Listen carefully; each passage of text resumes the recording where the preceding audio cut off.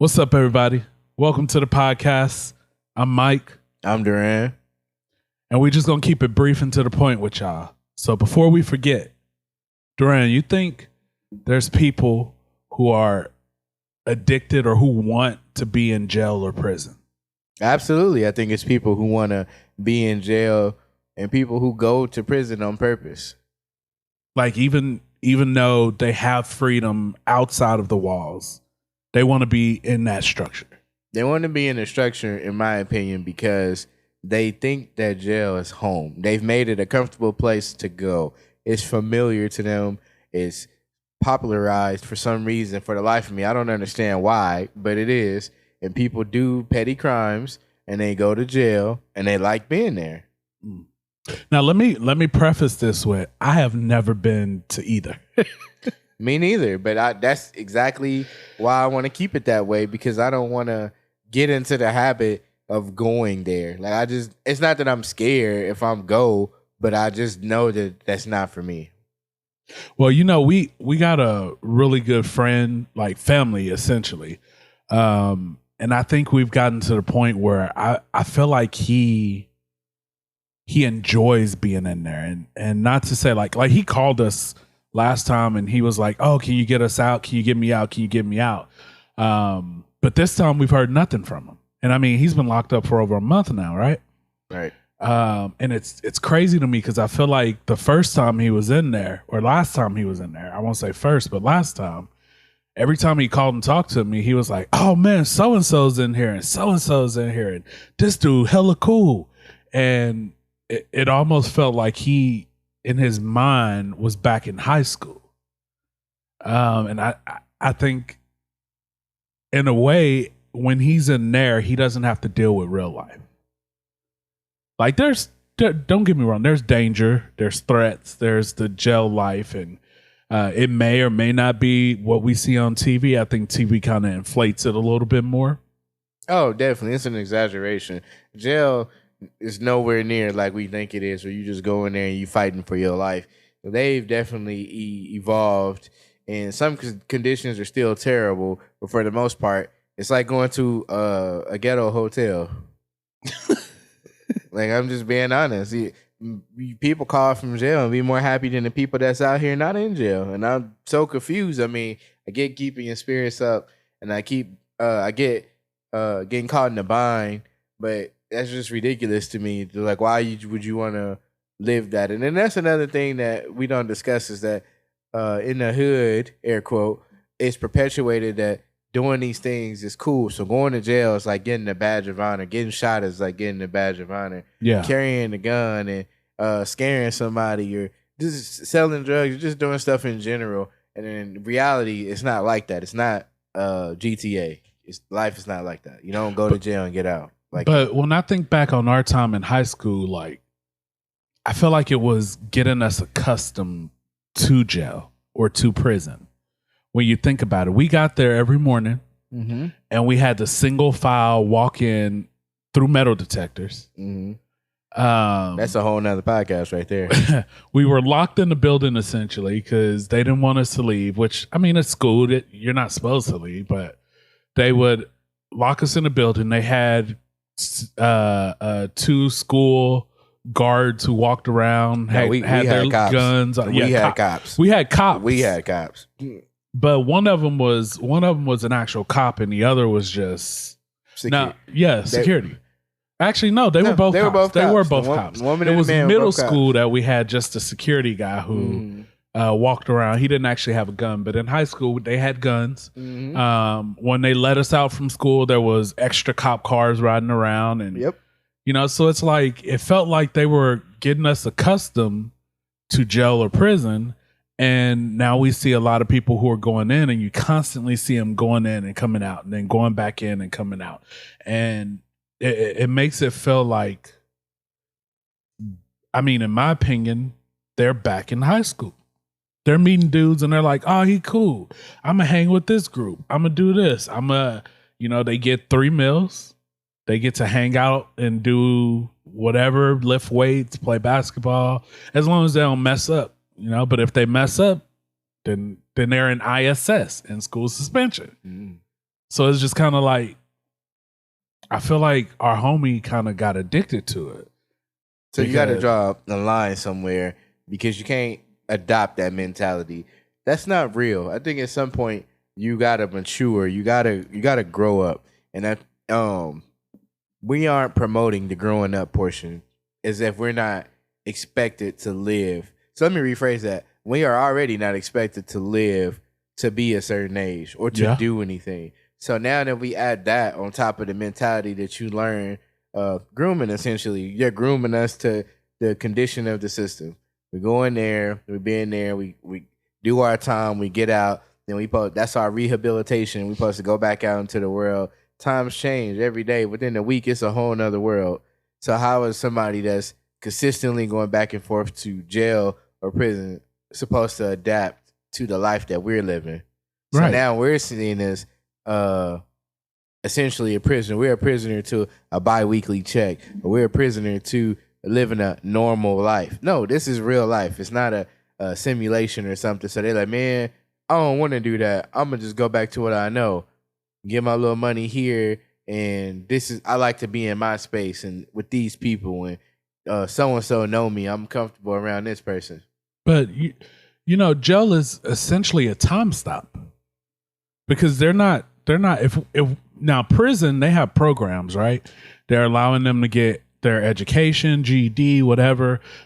Usually that's for more of the hardcore crimes. But when we're talking about jail, like Wyandotte County Jail, Johnson County Jail, you know, on the Missouri side, Jackson County, they aren't doing anything to really rehabilitate these inmates. No, when I say rehabilitation, I mean when they get out, they feel like they have to get back into the flow of the life that we're living. So it's like rehabilitation towards that. But that's what I'm getting to is they're not doing anything in there to keep up with what everybody else is doing out here. So it's essentially a time stop. When you go in, if it's 1998, right, and the Super Nintendo's out and you've been in there for 15 years, when you get out, you don't know nothing about all of this new stuff that's happening. It's a brand new culture shock. So they get out and they essentially it's like the new kid in school. Like you don't know anybody, you don't know what's going on, you don't know how things run. And if you have the option to go back to your old school, would you?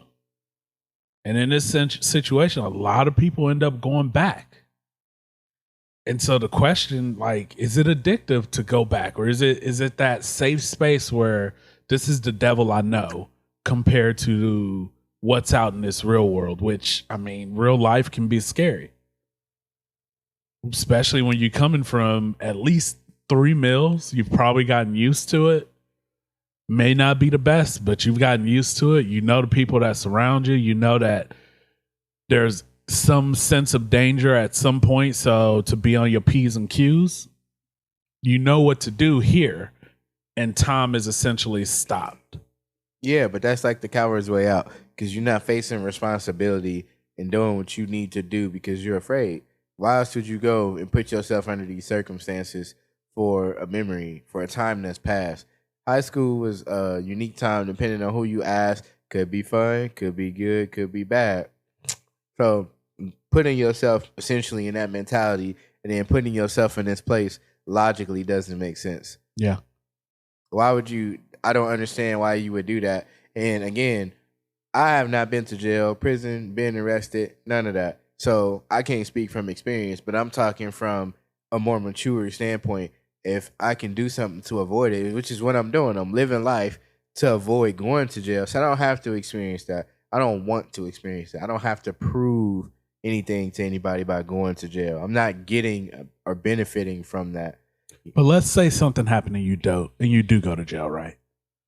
And you're in there 2 years. We've seen what 2 years in real world can, like the advancement of 2 years looks like. When you get out and you know nothing of how this is, but you know, like if I go back in there, I know exactly how it works. And it doesn't matter how long you're out of jail, how long you're out of prison. You know, when you go back, not much has changed. Hey, maybe they don't have AirPods no more or iPods no more. Maybe you get an actual little, MP3 thing or something like, who knows? But it's advancing with the technology in there, but it's not advancing like the world is advancing. And so it makes me feel like in a lot of these situations, that's their comfort. They're stepping out into the uncomfortable. 6 months, 7 months, a year. You can't tell me that 6 months in jail does not feel like a year in jail. It's like every second is counted. So when you feel that, how can you not get used to that quicker? Like I feel like 2 days in jail, you're used to it. And I mean, that's just my opinion. I've never been. But 2 days in jail, you probably know how things are running. You're used to it. You know what you need to look for, what you need to do. It's a quick, like, get your shit together when you get in there. So when you come back into the real world and you have freedom to make choices and to do things, that can be scary. And how do you deal with that fear? And how do you, like, especially if you don't have the support? If you got those people like, oh, my boy out. What's up, my boy? All right, I'll see you later. And then you're just there by yourself trying to figure it out. Parole officers trying to help you get a job, but how much help are they really when they're juggling 20 to 30 inmates?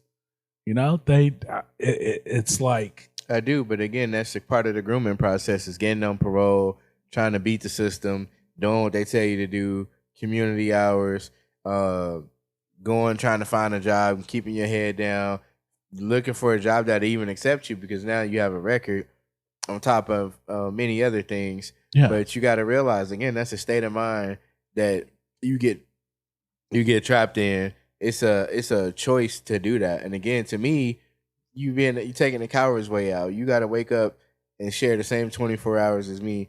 You got to be able to take on the challenges that come forth. Do you like the things that's being handed to you? No, but you can definitely do something about it, and you just take it on the chin. Why go and increase your chances of survivability going down and your freedom to go be somewhere? I don't want to hear nobody yelling at me, this bell ringing, I'm in a confined space, and not to mention I got to go to sleep with other dudes around me. Like, why would I want to do that? True, but for the last 18 years, we've been doing that in school. Yeah, but not fully 18, but like at least 12 years we've been doing this in school. You ain't got to go home with them people. Huh? You ain't got to go home with them people. That is true, but I'm saying that when we talk about grooming, in school they've essentially, and it's not all schools, but at least in our schools, they groomed us from middle school up through the end of high school. That when you come into this building, we're metal detecting you. If you go off, then we're gonna get the wand and we're gonna scan you in front of everybody. Like we'll pat you down. If you want to bring in phones or anything else, we gonna search you.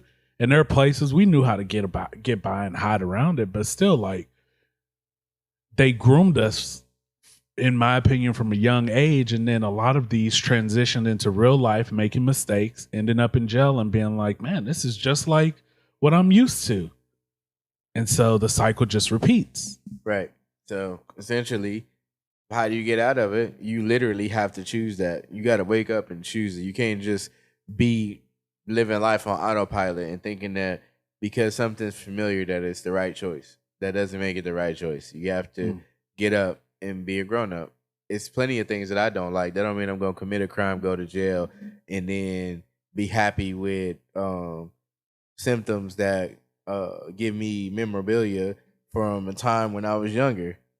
Yeah. I was younger and didn't have nothing. I don't have those luxuries or those things. Even if I didn't have people I consider close or family or people that depend on me, I just wouldn't want to put myself in that. It's like thrusting myself into war because I need something that's going to get my heart beating or pumping because I don't feel alive. And I get there and it's really not for me, but I'm going to keep doing it because now I've become accustomed to it. And it's the beast or the nature of the beast, excuse me. So I just feel like I just don't have respect for that. Why would you endanger yourself? It's the same question that those people who would get out and ask you, how can you go to work and you be here and you still struggling or you don't have this, that, and the third and you got to wait for your check and that's slow money and that's That's the mentality. Who told you that? How is that not responsible? Yeah. I mean, sure, I can't go out and buy a Lamborghini right now, but if I needed to buy something to eat, I can. I'm not asking to somebody to go to work for me or do something, or I'm not waiting for somebody to hand me a free meal. Well, you know what? I love to have everybody's opinion on this. That's our 15 minutes are up, and we're trying to keep it quick and to the point for them. So everybody go find us on social media. You can find us at Before We Forget the Podcast. Y'all have a good night. Ciao.